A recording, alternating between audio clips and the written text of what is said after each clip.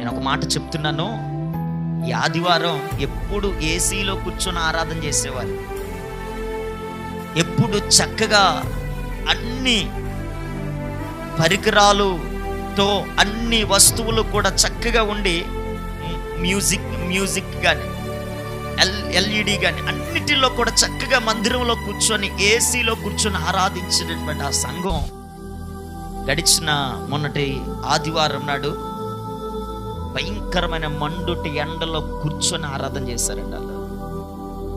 హల్లెలూయా.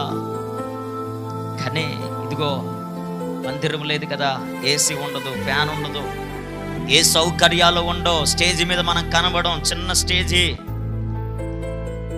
అని సంఘ బిడ్డలు ఏమాత్రము కూడా దూరము కాకుండా మనకు మందిరము కాదు ప్రాముఖ్యం, దైవజనుడితో సహవాసం ప్రాముఖ్యం అనుకున్నారు. మనకు మందిరము కంటే దేవుని సన్నిధి అనుభవించటం ప్రాముఖ్యం అనుకున్నారు. మనకు మందిరము కంటే దేవుని సన్నిధిలో గడిపి ఆయనను ఆరాధించటమే ఊపిరిగా భావించి మండుటు ఎండలో కూడా ప్రభుని ఆరాధించడానికి వందల మంది ప్రజలు తండోపతండాలుగా పరిగెలెత్తుకుని వచ్చారు.